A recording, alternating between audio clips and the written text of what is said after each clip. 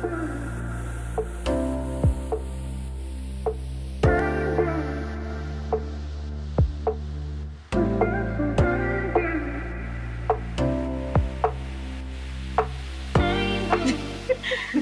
everyone. Welcome back to And Moving Forward vlog. We are on vlog number 20. Yay. I am Chynel with Chapter 28 Beauty. I am Ronai with Anomaly, the agency, and we have a special guest today, probably one of my favorite people on the entire planet, Carlos. He is an NCO in the Army, and so we really just wanted to focus today's vlog on Vanessa Guillen. Rest in peace.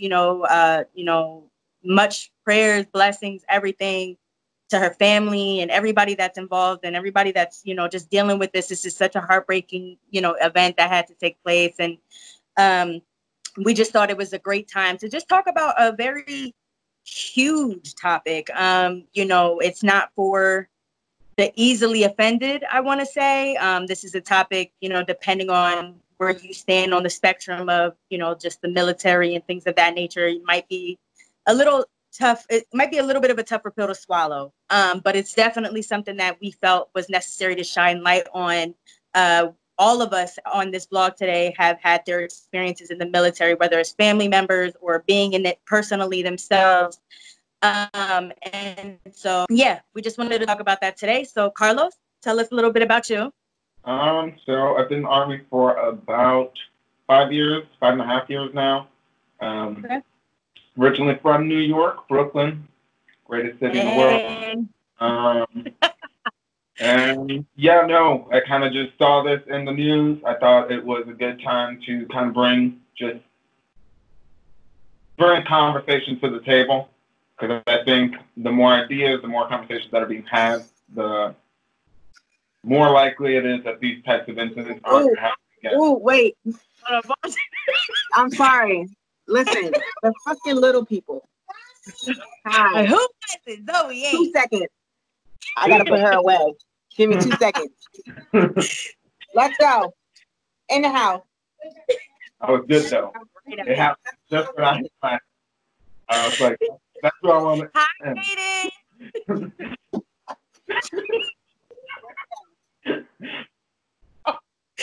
I did not. That was beautiful. Yo, you straight up threw his ass out. Like, I wanted to stay in the truck, but I couldn't stay in the truck because I had no charge in the truck. So now that's why I came into the garage. Okay. My bad. Okay, so let's back it up to. You thought this would be good to bring to the table because of everything that's happening in the news. Boom. So I just think it's a good opportunity to have the conversation. I think the more conversations that are being had, the less likely that incidents like this are going to happen. Just because people know that there's folks out there that support them. And I think that's probably the most important thing that I pulled away from the incident is we've got to provide people with as many avenues of support as possible. Absolutely. And if it's just a voice, hearing a voice that is willing to talk and say that I will listen, then so be it. Let's do it. All right. Wonderful. Wonderful. And you know what? Just to jump into it, thank you. First of all, I think surrounding this situation, there's been a lot of people in the military that have been, very plainly put, risking their careers, just to express this thing that I think everybody in the world, with the exception of kids, maybe has known that this has been an issue at one point or another in the military. We've heard about rapes in the military, and we've heard about so many different situations that have taken place. So this is just super unfortunate. It's a sad situation. I read the other day that Vanessa's family had mentioned that she had been wanting to be in the military since a child.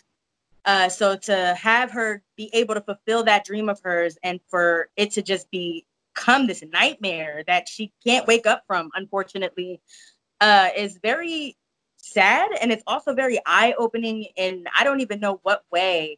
But yeah, I mean, what are your thoughts on that? So I was in a very similar boat as her. And so I think that's why the kind of story hit me in a way, because I was that same kid that was like, I've always had that itch. And I hit a certain age, and that itch had to be scratched. It was time to go. I knew it was time to go.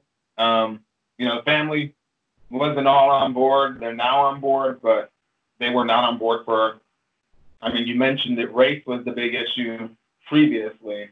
That, that was my mom's generation. That was the big worry, that race was, because you're Hispanic, you're going to be treated differently. And it took a lot of convincing with my mom that, the Army has grown. It's changed a lot. And the Army that she knew growing up, and the Army that her relatives grew up in, not the Army that I was joining.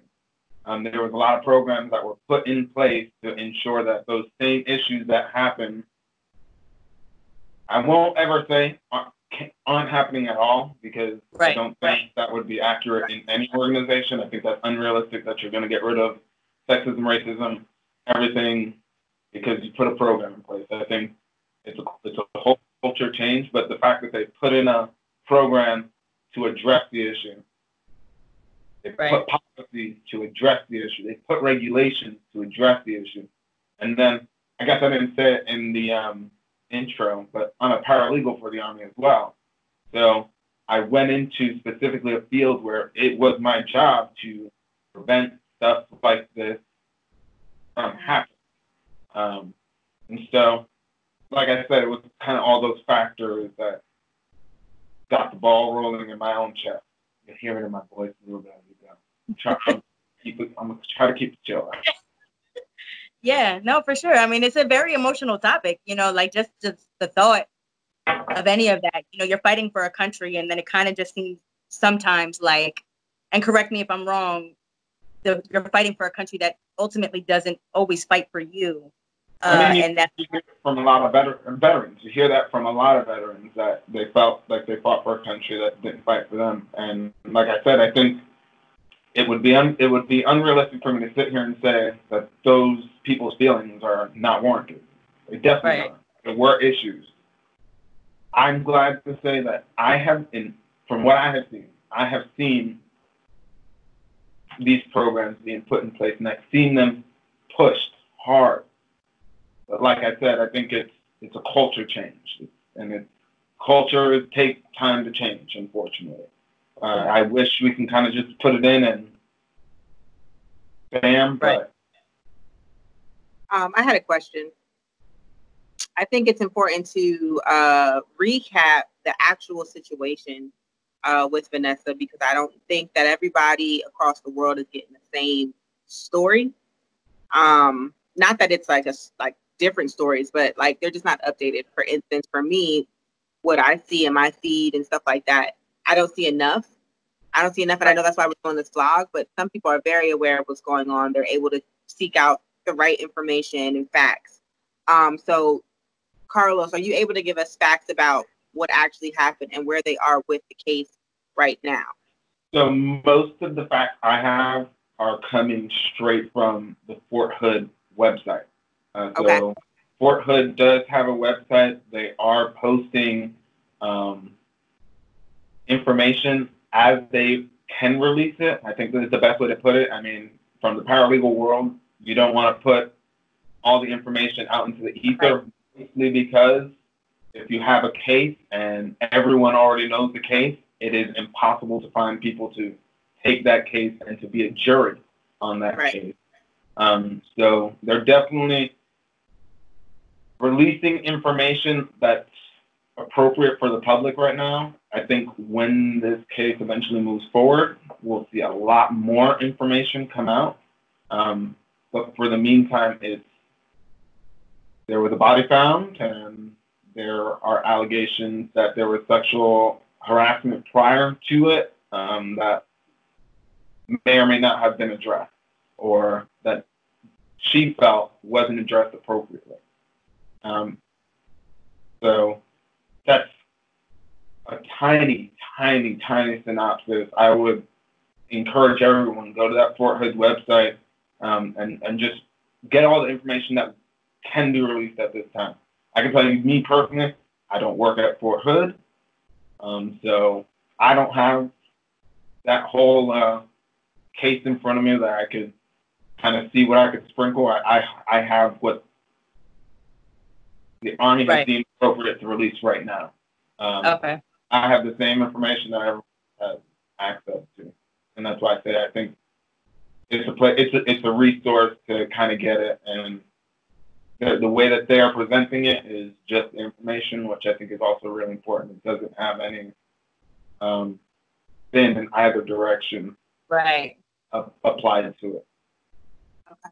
Yeah, and so just to kind of add to that, so I read up a little bit more just before we started recording today, and what they did release, they apparently found that she had been bludgeoned to death, so basically beat with a club, and they just found her remains after, I believe, 2 months of her going missing. Her family had received notice from her specifically stating that she was being sexually harassed.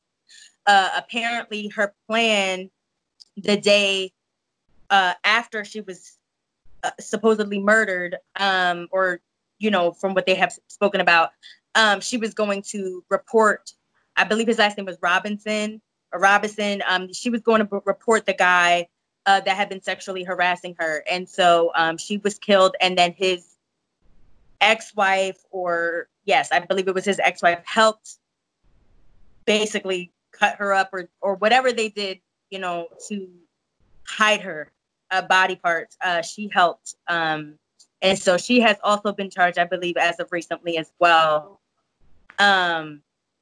But all in all, and the sad part is that nobody is talking about the other gentleman too much as well, but there was another gentleman that they also found his body parts. So overall, it's not really a great look for Fort Hood at all right now. And I think that's why a lot of people feel like, you know, it's time to take a risk. I think everybody, you know, we're seeing the Black Lives Matter movement, and this just kind of adds to it. You know what I mean? And this is just, as you know, equally as important, because I mean, these are people literally fighting, you know, for us. And so now you have this one particular base that there's a lot of suspicious activity going on, and then in a span of a couple of days, you're finding these different body parts, and it's scary. I mean, I totally agree with that, and you know. So right now I'm doing recruiting, and it's super, it would be a lie for me to say it's not difficult, that is a hurdle that now as recruiters, the minute someone tells us parents are coming in, we know this is a hurdle that we're going to have to cross, and it's ugly. It's ugly, and it's hard to explain to myself, never mind to someone else.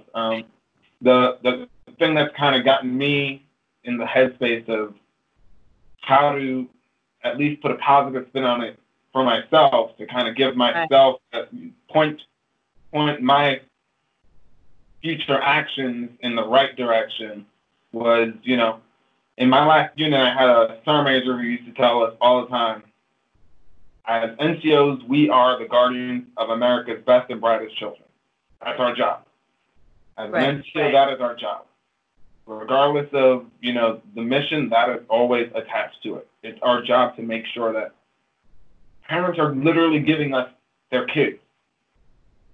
And you know, it's our responsibility to take that moment, you know, that kid is given to us, and from basic training onwards, we are molding them to be adults. We're teaching them how to be adults in basic training. We're then teaching them a job skill. And then when they show up to this unit, we are supposed to continue to foster an environment where they continue to grow so that they can honestly fill our shoes, right? They're supposed to be that next generation. And at least from where I'm looking at this situation, and in my opinion, I feel like this girl was failed. She clearly did not have that support system of I'll put Army parent. That's what, you know, she didn't have that Army parent that she felt she can consistently go to kind of work her way through any of the issues that she was going on. Like one of the big things that we had spoke like that kind of goes through my head is there is a program for this to prevent exactly this. The Army does have that program. It's been in place for quite some time, and it failed her. There's no nice way to say that. It failed her. Yes. The only positive outlet I can see from that is this one slipped through our cracks. We need to now go back and see how she slipped through those cracks and how do we prevent it from ever happening again. It's unfortunate that it takes this happening. It takes this soldier. It takes having to get national news in order for it to get the attention that it needs. Right. I'm sure she's probably not the only one. Right. That's an ugly truth. That's what's scary to me, though.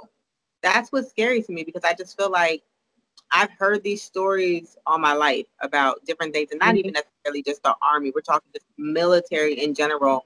And it's scary because usually, or not even usually, but from the stories that I've heard, it's been the higher ranks and those who are untouchable, who people in the military may feel are untouchable are the ones who are committing these acts or seconding and keeping these things hush hush for the betterment of their branch or their whoever they're in control over. And that is scary because just to think, I have a daughter, if she grows up and decides to want to go into the military, right? And she already she's a woman, so she's going to be facing her own set of struggles being a woman.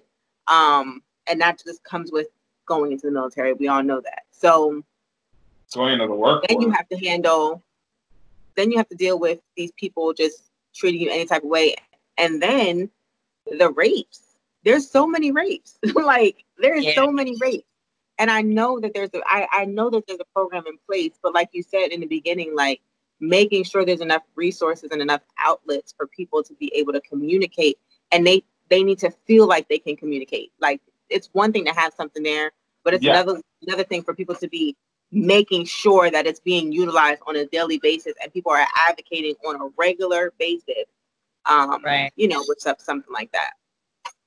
Well, that's kind of why I really wanted to push to do this with you guys, because I think it was an important opportunity to be able to tell anyone that plans on joining the military or anyone that's in the military. I'm sorry, you broke up. Okay. Oops, sorry. Go ahead. I think it'd be important.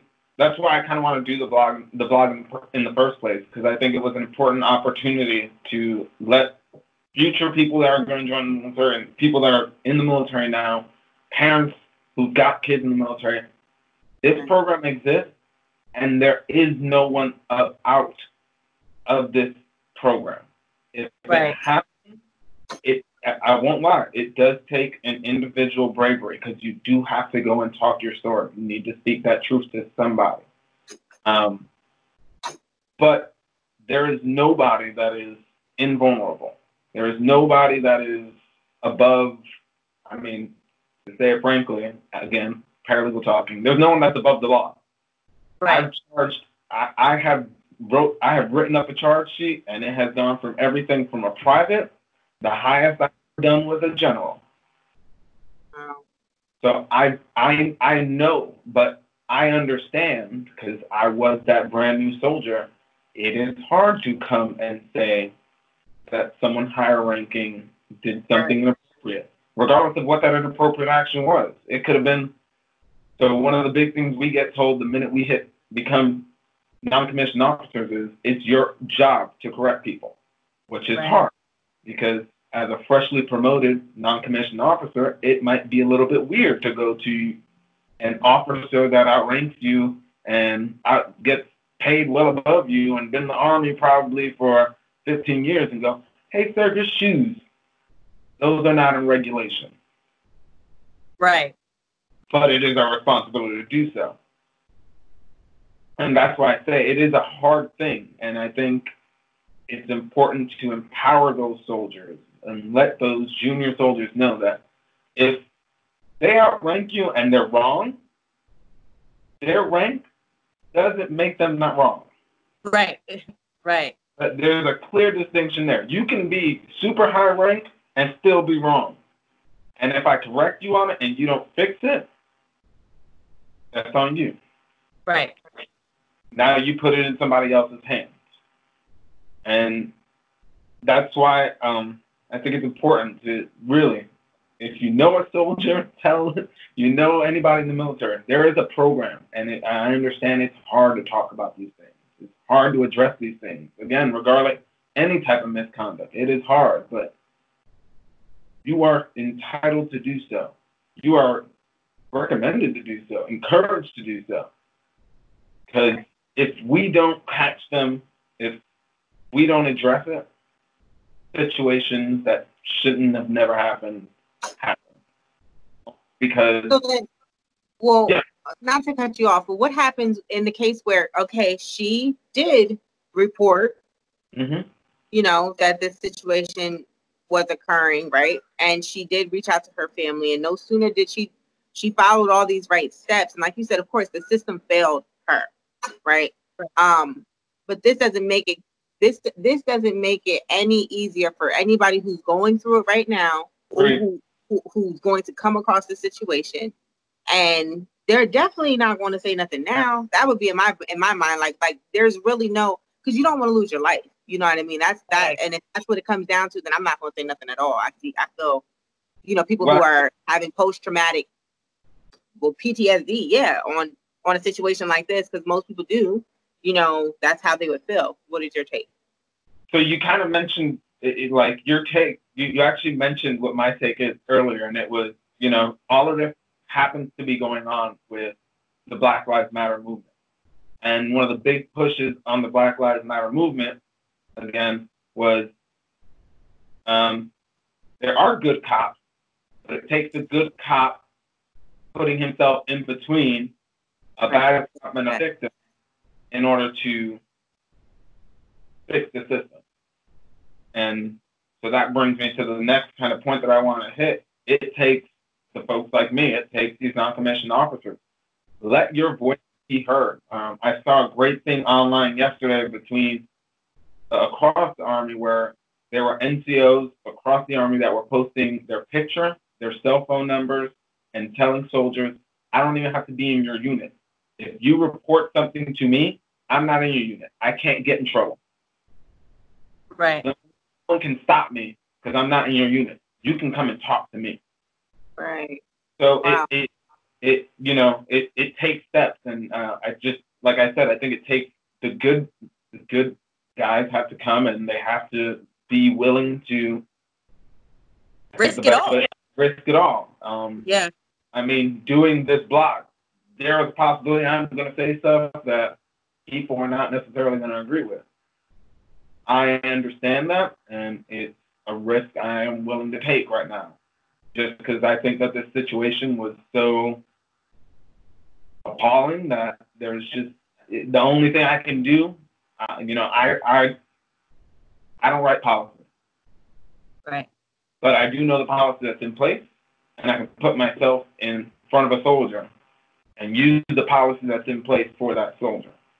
So I think right now what across all branches needs to do is those junior leaders, those want to be leaders, even if they're still junior soldiers, those want to be leaders, this is your time. This is your time to show. Absolutely. I think in general, with everything. No, go ahead. I'm sorry. I just think this is the time to make your stand. It's right. It's our moment. This is us. This is Captain America calling Mjolnir. Avengers Assemble. Right. Go. Right. We have to be the ones to scare the folks that shouldn't be here out. We need to make them feel uncomfortable. We need to let them know that they're not welcome here. Right. Yeah. That their antics are no longer gonna be ignored. I mentioned earlier, I am the guy that corrects the highest ranking person in the room. Right. And most of the time, I get looked at up and down like, who do you think you are? And if you need me to, I'll print out a regulation for you, sir, but you're wrong. Right. We can have the conversation if you like, but I'm going to tell you you're wrong. And if you're not going to just accept that you're wrong, I'll bring it up to the next person. That's fine with me. But that's the part that junior leaders, or I shouldn't say junior, just leaders in general, need to start getting comfortable doing. Right. We have to be able to, there is a chain of command, and that chain of command exists for a reason. It's so that if this link in the chain is wrong, we can go to the next link. Right. That person agrees with that person, go to the next one. And keep going up until the problem gets addressed. Right. I've done it. I've had a soldier that told me an issue, and I go up to one, and okay, you're not going to listen? That's fine. We'll go to the next one. Trust me, because I'm going to hit high enough where you going to listen. And I think that's kind of where we have to move forward to. The leaders have to start taking responsibility for. They have to lead. They have to lead. I mean, period. Right. And people have to be held accountable. I mean, I think that's the biggest thing, accountability. Right. Like, y'all have to be people who are not doing what they're supposed to be doing. They need to be held accountable, period. And not just when it hits national news. No, not at all. Not at all. Because the sad part of, there's a couple of things I want to touch base on from, what you were saying. The sad part is, first and foremost, is that the only reason this is getting as much, flight and feedback and everything is because it made the news, people and social media. And this is where the power of social media and digital media in general comes into play, and where we really have to appreciate that, because without that source, it could have stayed right in Fort Hood and nobody would have ever known about Vanessa. And that's the sad part. Just like people don't know about the hundreds and thousands of people that have went through this before, which is a scary thing. Number one. Number two, to your point about, you have to speak up and you have to, kind of just risk it all and express yourself no matter what. We are, right now we're living in a time of pure revolution. Like we are just doing. And, me always trying to find like the positive in a thing, as negative and as horrible as this situation is. And I am, so sorry to the family to have to even think and feel the way that they feel right now. But we just live in this time where we have no excuses as to not to be able to rise up right now. This is the time, you coming on here, ultimately, risking a part of your career and, making that statement and knowing, the potential repercussions or whatever, you're doing that anyway. And you're doing it in a way that you're not only just saying, this is my opinion, but you're also letting people know that there are resources that they can utilize, which I don't think a lot of people know. You know what I mean? And I don't. But what's even scarier though, is that there are people that have used those resources and have also been failed. So it's just such a huge issue right now. And I think people are more just kind of like, where do I go from here? What do I do? Like, am I supposed to not talk? Like you said, Chynel, a lot of people's reaction is, oh, well, I'm not saying anything. This is not worth losing my life. A little bit of harassment here and there.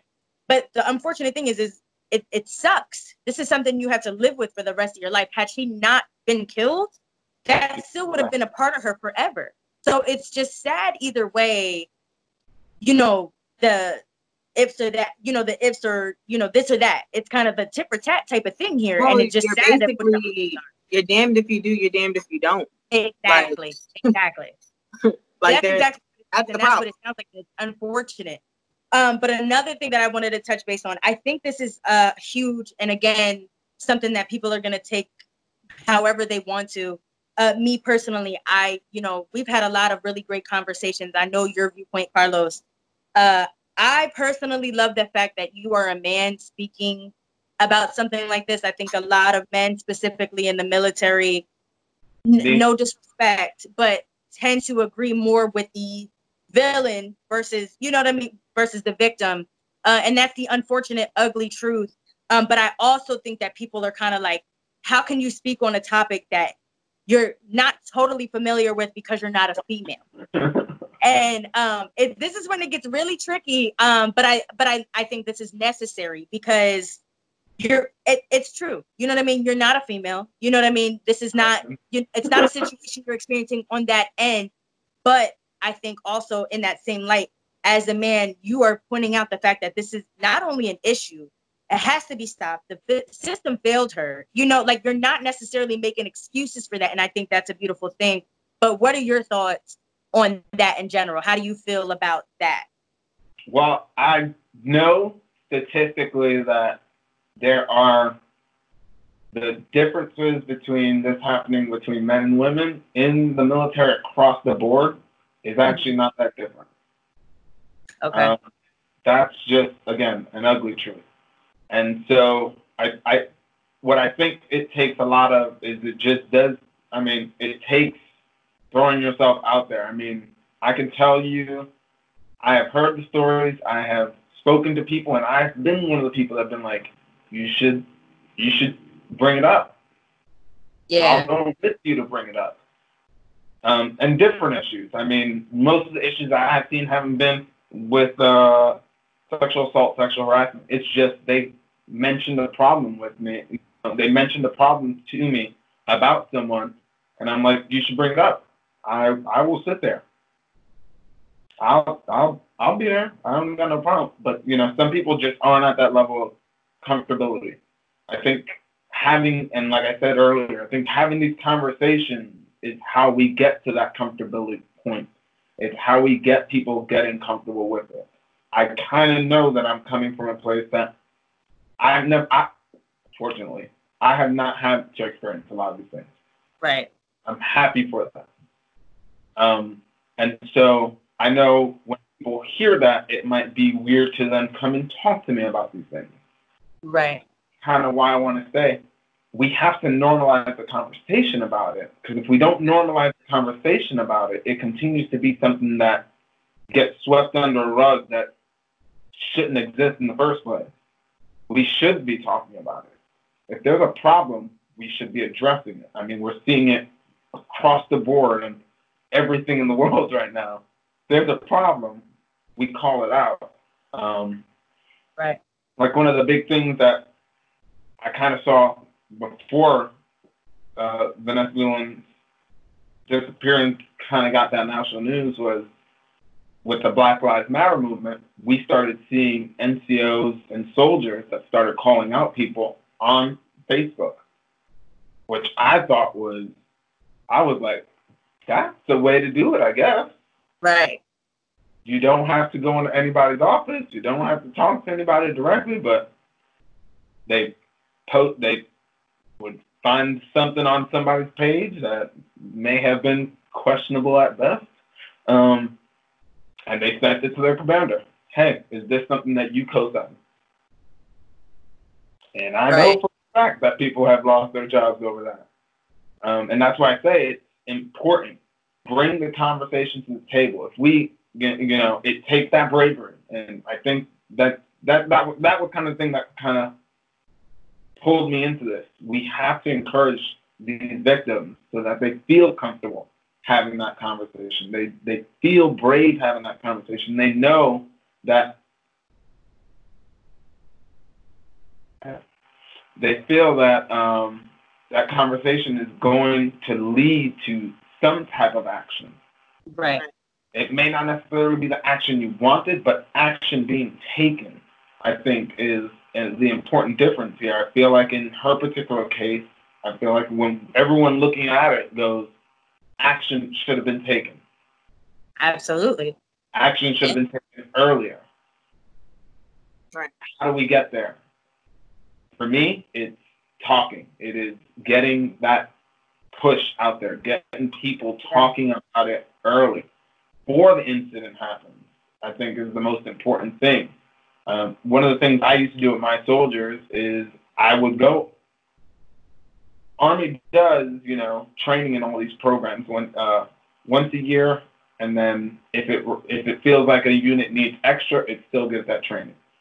But that training is, similar to an office training, PowerPoint, and a lot of people are going right over the head. They're not really engaged.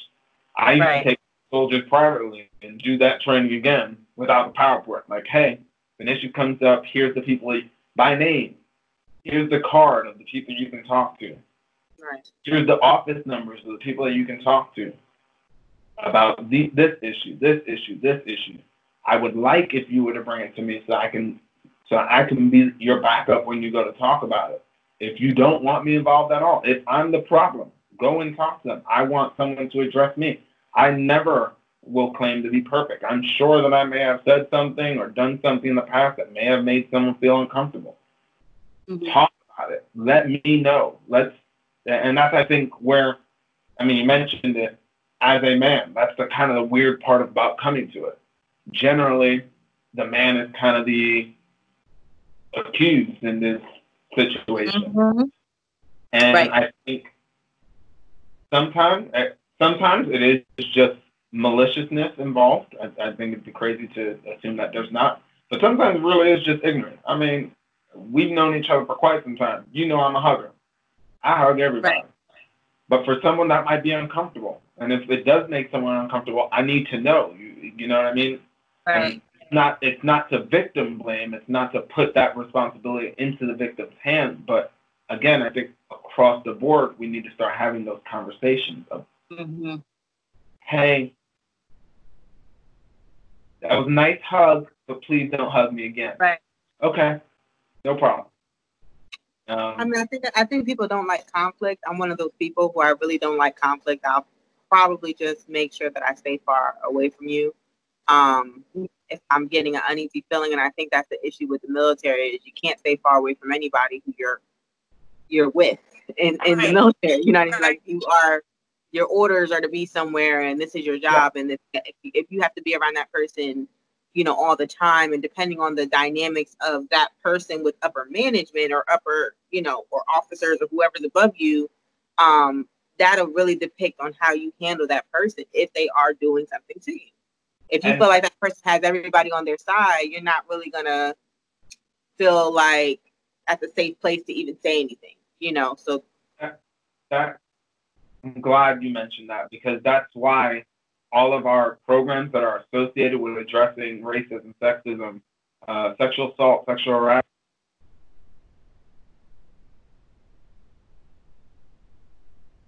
Okay. Okay.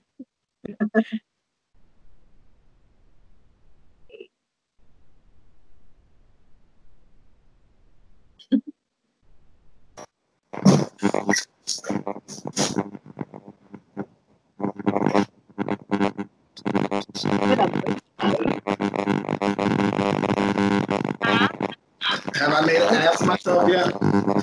No. Do you hear that?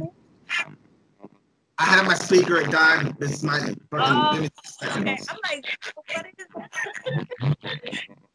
I had a whole separate microphone. That's why I said stop. Like, yo, they tapped in. They can hear this conversation, right? Yo. Here it goes. Do I sound normal again? No, you sound like a robot. Yeah.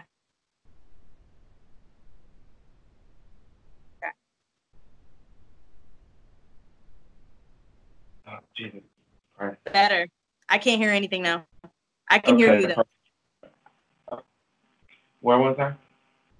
So. You said you were basically saying that the programs must be. Okay, so all those programs are actually stovepiped out of the main chain of command, as is like the legal office, which is why, like I tell people, be comfortable talking with those groups. As a paralegal, for instance, if I get told I'm charging a commander, my commander, he can't do anything to me. Right. They pushed my office separately. I am rated by only legal professionals in order to ensure that doesn't happen. If it happens within the legal office, they immediately, as soon as there's an accusation, push that person out of our office.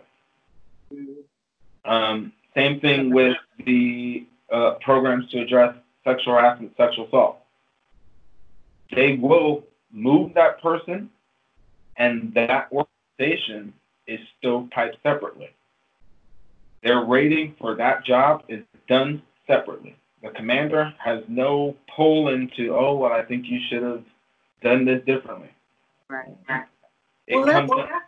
That's good. That's good to know. And I think that especially for troops and soldiers all over the planet, like they need to, unfortunately, our blog is not there yet, you know, where we're not on that, we're not reaching that many people. But the good thing is that people are going to start sharing that, you know what I mean? Because I always say, like, if I'm talking to somebody in the military and they're like, oh, well, I didn't have help with finding childcare, I'm just like, there should be a program for that. There's no way. You're not the first and you're not the last. So there should definitely be a program. And they'll be like, oh, well, yeah, there is, but you know, there's a waiting list and da-da-da-da. I feel like there should be more than just programs. Like there should be the programs in the military, and then there should be sister companies that come in and help, and that they can outsource to, basically, in the event that they're flooded. They can't take any more cases. They can't take any more, you know. So I do know for a fact, and it was one of the things I really liked about, and again, it's why I think Vanessa Guillen's case hit me so hard, because it was a program that I supported so much. It was a program I really liked. It was a program I enjoyed teaching about, which was, we call it SHARP, which is Sexual Harassment Assault Response Program. And they're civilians in that program, which means they're not held to any command. They don't work for a command. Right. Wow. They're paid by DOD. Their commander is... Right. See, but then that also makes me like happy to know that, but then it also makes me equally sad, because it's like, okay, so now you're not in a position where you have to worry about your rank, or, you know, you don't necessarily have to worry about these things. You're a civilian, so you have access, or you have this, I guess, freedom, so to speak, to do things a little differently, and you're still not. You know what I mean? I think just the tough thing here is just like, outside of having these programs, okay, let's say these programs take place and they're in these programs, can it stop somebody from killing you? You know what I mean? Can it stop that? It can. I think it can. I think it just needs cleaning up. I mean, yeah. And I worked with these programs, a lot. A lot more than I would have liked to have to work with them. And I've seen the good work that they do. I just think that even hearing her story, again, the fact that she didn't feel like she had anyone to tell. She didn't feel like there was anyone to talk about. I think, for me, what hit me in that moment is, why didn't she feel like there was anyone to talk about? There should always be someone to talk about these problems too. And, you know, the fact that she felt the only person she could talk to was back home. Yeah. Right. Like, that's not okay. And when we bring these soldiers into our unit, right? When we bring these soldiers into our unit, I used to tell all of my soldiers, you don't have to like me. If you don't like me, I ask you, go find somebody that you do like, that you can have a candid conversation with. Right. I know not everybody's going to be my best friend. You know, not everyone's going to like the way that I speak. They might not like the way I respond. Right. Find that person that does that for you, whoever it is. And for those leaders, make yourself accessible. Don't be crazy all the time. We can't. That is the path. I think that's kind of where I look at this all. We're in this middle period of a past and a future that haven't yet been realized. And I can see the potential of that future. And it has a lot. We have a lot of great young leaders that I can see, you know, growing up, but they're still in that mindset that they have to be what our old leaders were. We don't. We have to be that change. And I think, as unfortunate as this situation was, I think that's probably the only little bit of bright light that comes out of it. It forces folks to question their norm. It forces us to look at how we've been doing things and go, all right, maybe I'm going to stop doing that. I mean, I mentioned hugs. I am a hugger. I know that. And here in this situation, that is something that I was like, maybe I have to be a little less informed with people. I have to start putting that, even though that's the norm for me, it has no type of right. For someone else, it might. And so that brings me to a whole other argument where I think it is hard to realize that you may be part of the problem. And I think that it's important that those people who are fighting against these programs, who are fighting against these hashtags, who are fighting against this national news because they know that they have been just as possibly guilty of some of these actions, understand.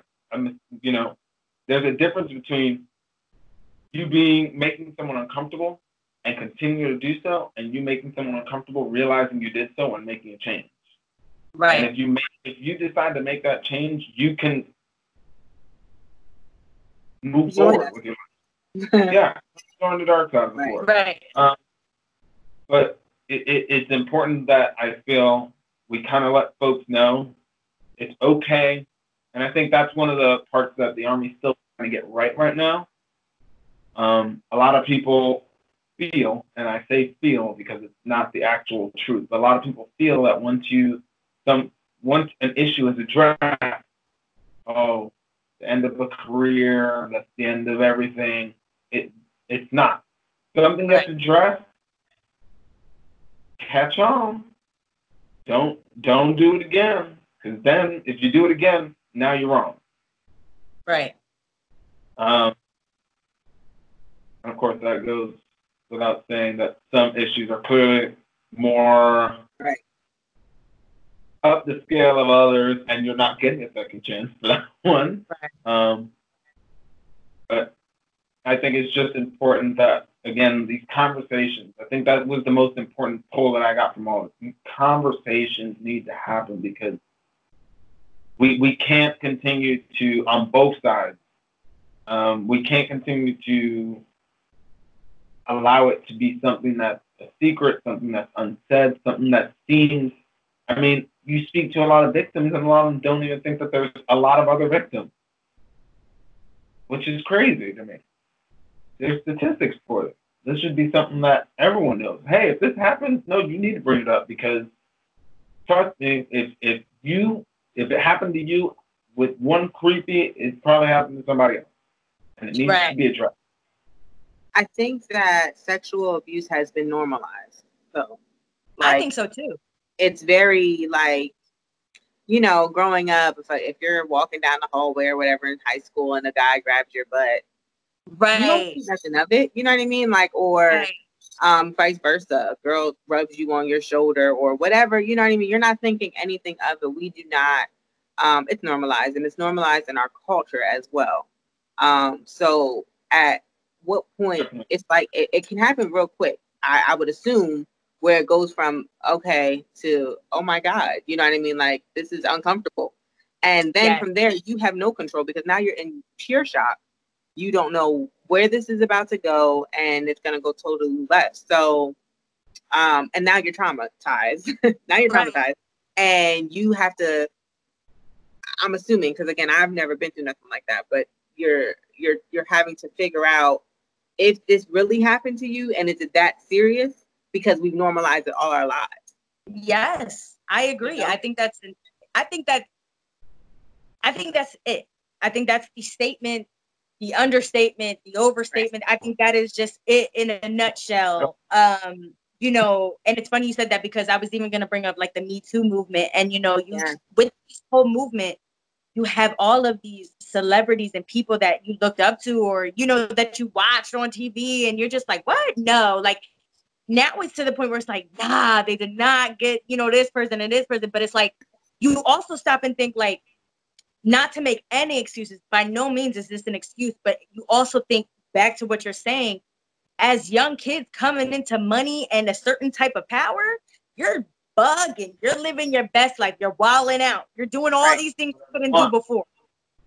And because of that, it puts you in these situations where now 20, 30 years later, you're being accused of rape, sexual assault, sexual harassment, you know, all of these horrible things. And it's scary because, like you said, literally stupid stuff, you know, booty tag, playing stuff like that. And it's like, you look at that now and you're just like, no, right? No. Think about stuff like that, though, for real.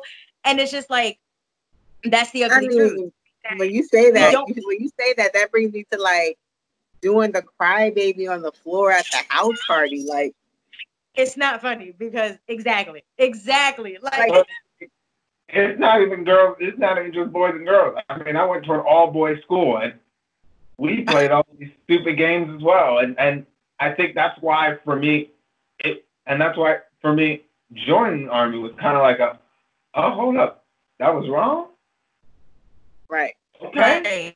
Right. And that's why, which is take the opportunity to learn from these things. Right. Take the opportunity to make the change. When someone tells you that, hey, A might make somebody feel uncomfortable. Right.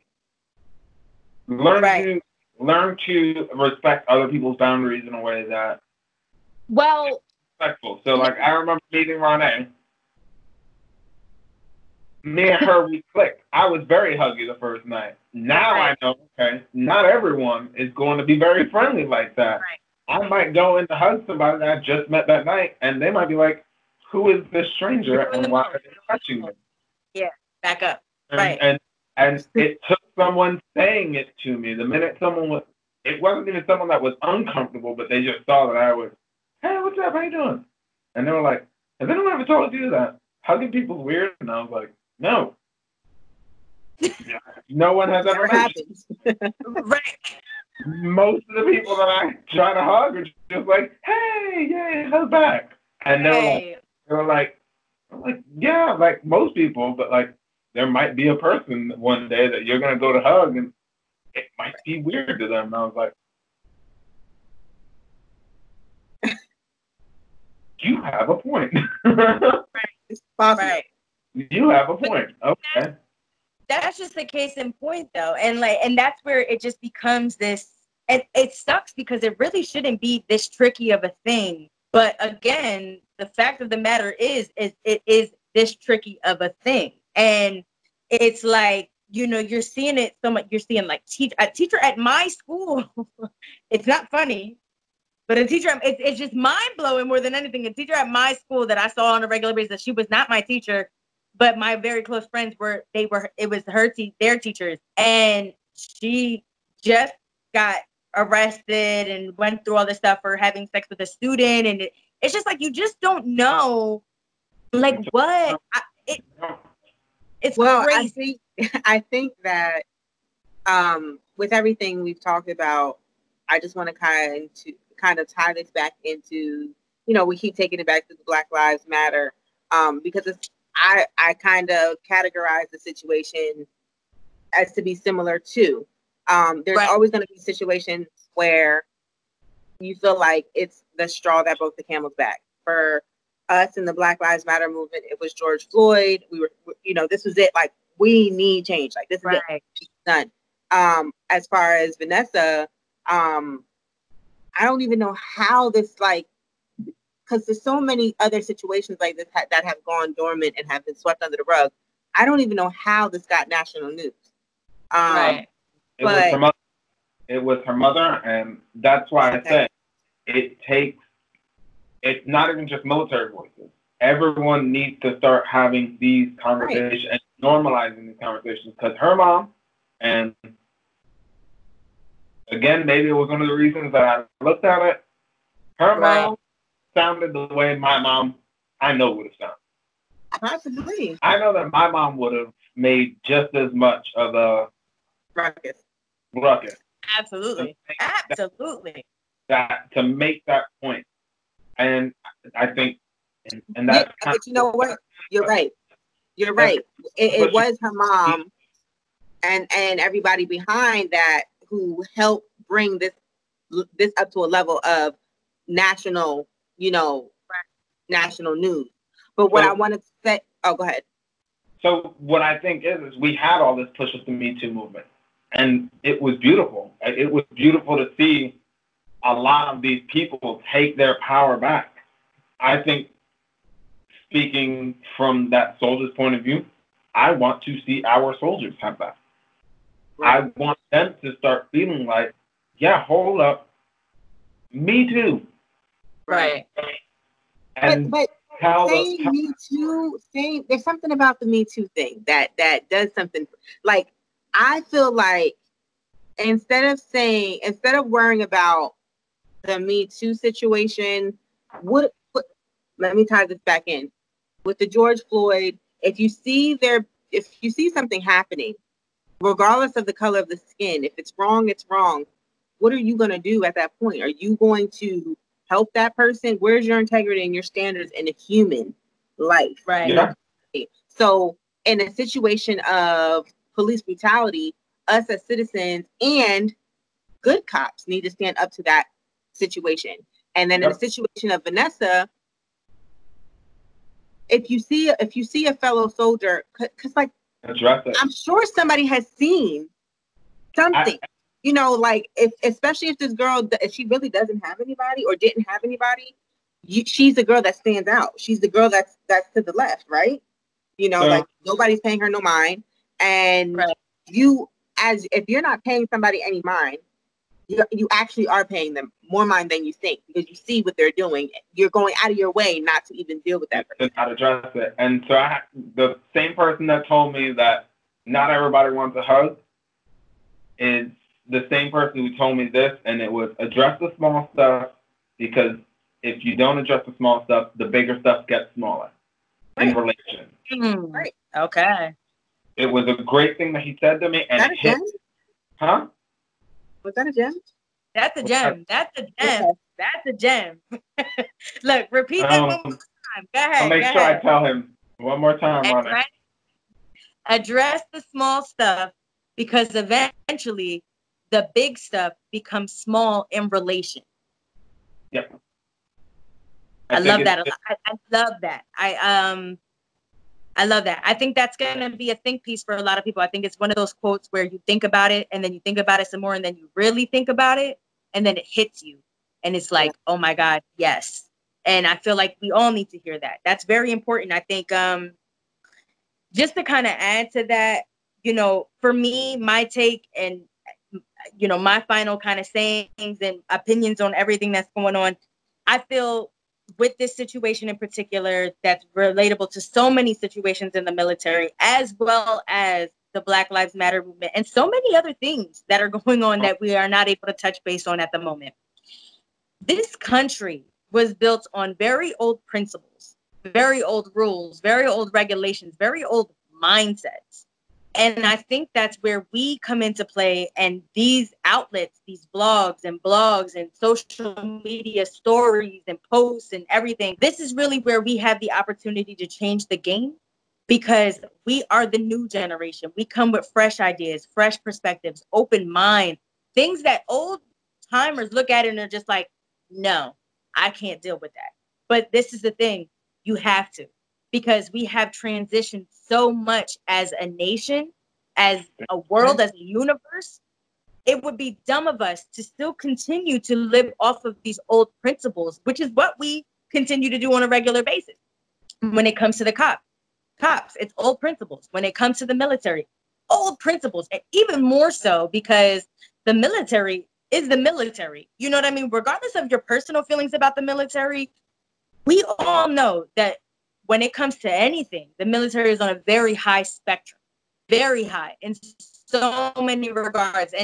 But again, it's based on old principles. And I think now is the time, like you said, when as a recruiter, when you're coming in and you're speaking with people that now have these concerns and they're asking you these questions like, what do I do? And how do I do this? And a lot of people might even be looking at it like, well, it's just you and it's just your voice. Like, what can you do for me as my Army parent? It becomes difficult. And then it's like you're trying to sell something when you know for a fact there is the reality. The reality of it is that this could happen to anybody. This could happen to me. This could happen to you. And that's not even just in the military, but just in real life in general. Right. I think we've all experienced things in life that have proven that to us, that at any moment in time, things can just boom, and anything can happen. Life continues to prove that to us. So it's just such a tough thing. But I think the starting point, again, for the cops and the military and anything surrounding a system, anything involving a system, they're based on old principles. And I think right now we just need to focus on the change. You know, we need to focus on adjusting those principles and making them better, making them more updated. And, you know, I think it's very difficult. I think it's difficult as Americans, which I hate. Quite frankly, I can't stand it. You know what I mean? A big part of being an American is having this certain amount of freedom that when you see and hear stories like this, it just doesn't seem to be that free, you know, and it's very scary. We just have so much to work on. Can I add on that? So that being said, though, and it's one of the reasons I wanted to join the Army in the first place, is this is literally a nation built on rebellion. It's a nation built on looking at a system and going, this system ain't working. And making that change. And consistently through our history, that is what we do. Mm-hmm. We rebel. Right. One of the, I mean, we are a rebellious nation at the end of the day. And so I think it's very important to know, and I think for people to just accept the fact that you're always going to have that group of people who's going to tell you you can't make that change. You can't do anything about it. This is just the way things work. And this nation was built on the fact that that is not true. It was. We were told if Britain never stopped providing for us, we were going to die in this country, sad and alone. Here we are, over 300 years later. We're doing just fine, right? And so I think that's kind of the point that, like, we all need to have that little bit of rebel in us.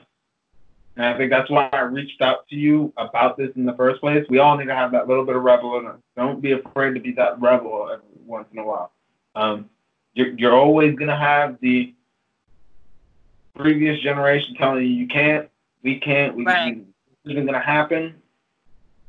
That's insane. That's insane. It's been proven over and over and over and over and over throughout history that it's not the case.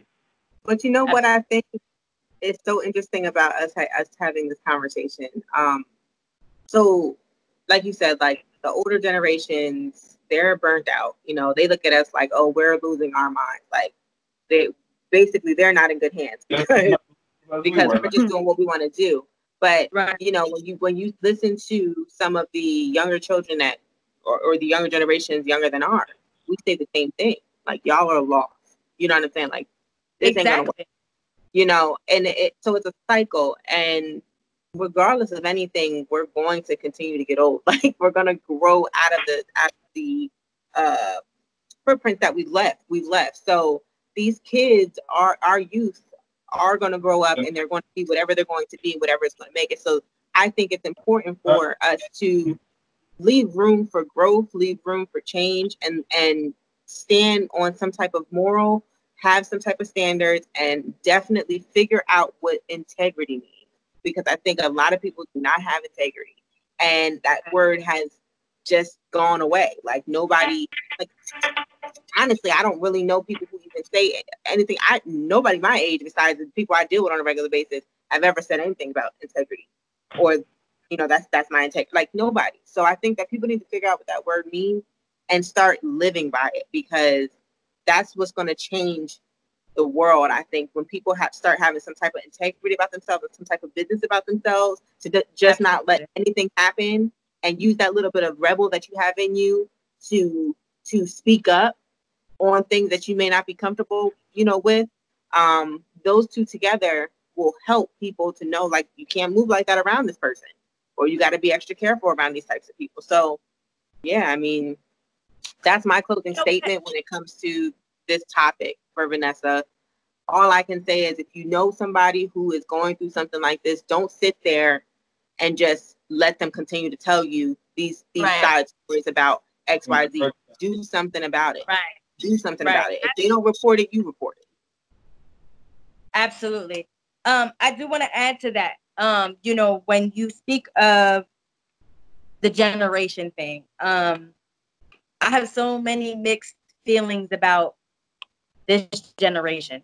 I think when I was younger and less educated, I used to kind of say things where I would be like, oh, this generation, this and that. You know what I mean? But as I continue to grow, first of all, the generation before us raised this generation. So it kind of bothers me because ultimately then we all have to hold each other accountable in that regard, because you raised me and I spoke to this person and I spoke, like we all have a play in each other's growth at one point or another.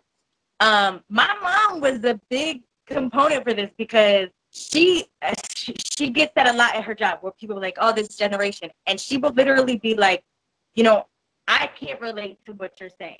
I don't feel like that, because at the end of the day, my daughter and her people are a part of this generation, and they're not doing the things that you continue to speak about on a regular basis. So I can't speak to that. So, and just hearing that, which I feel like is very easy. It's very easy to be like, oh, this generation is trash. And I see it a lot. I see it a lot in our generation. People, oh, the generation this and this and that.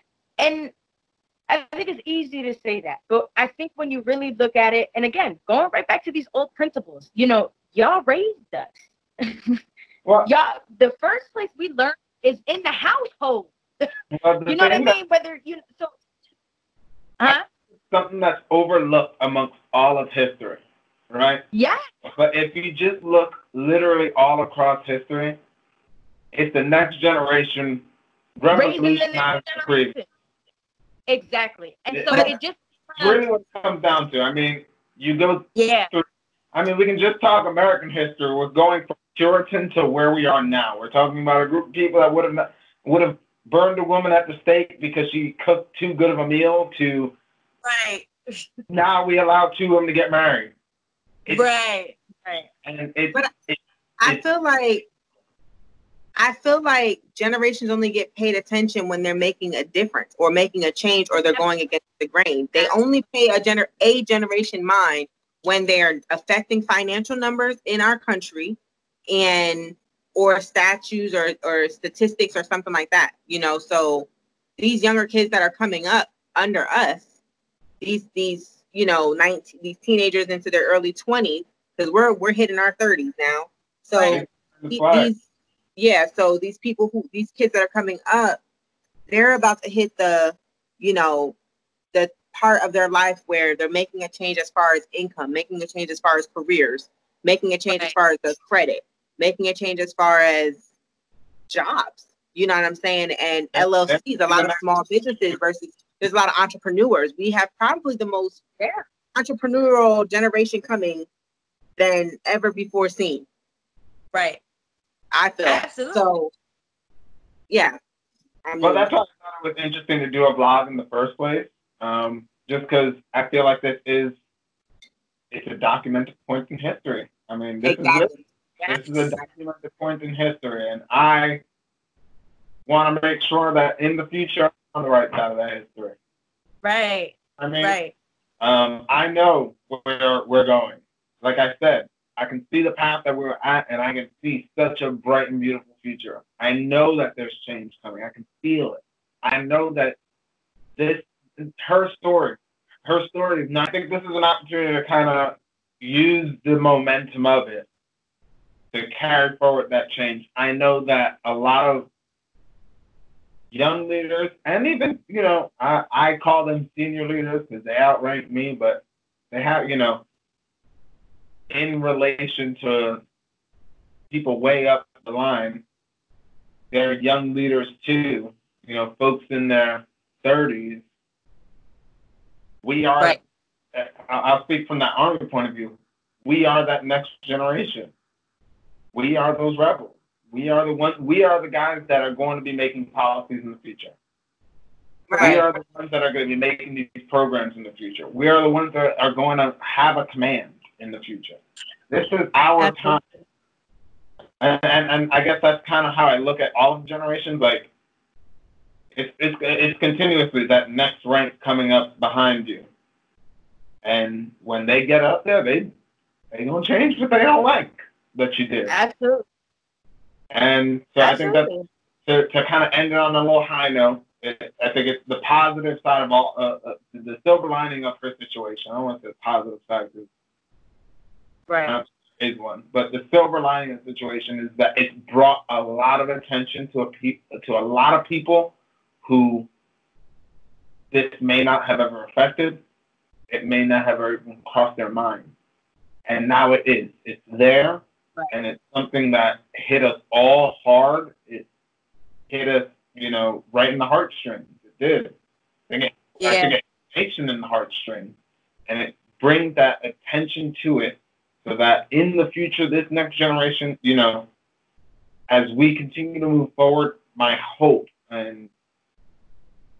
is that we continue to be that change and make that change and push these things forward, put it in the limelight.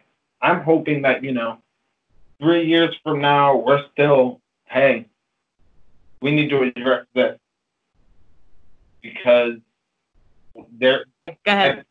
I think it's important that we all, look at it, not even just from a military point of view, but across the board. Like, we need to stop looking at ourselves as those individuals, stop looking at ourselves as lower management, employees, and start to realize at some point or another, and people up top are going to go. Right. One way or another, they are not going to be in that position. And it takes people with that drive, and I think Chynel hit it perfectly earlier. This next generation they got fire in them hearts. The next generation is fiery. They've got passion behind them. These kids are most definitely going to come up and change things, and I think it takes, if you don't necessarily have that much passion, facilitate them changing things. That we leave that past and we move towards that beautiful future. Absolutely. And like I said, don't be afraid of the change. I find it funny, and Ronai kind of hit on it earlier. A lot of the previous generation judges us like, oh my God, they're radical, they're crazy. But previous generation was the ones protesting the Vietnam War. It was just as crazy as we were. And you have a rebel, you're a rebel, and guess what? Next generation is gonna be rebels too. I kind of look forward to it. I think absolutely.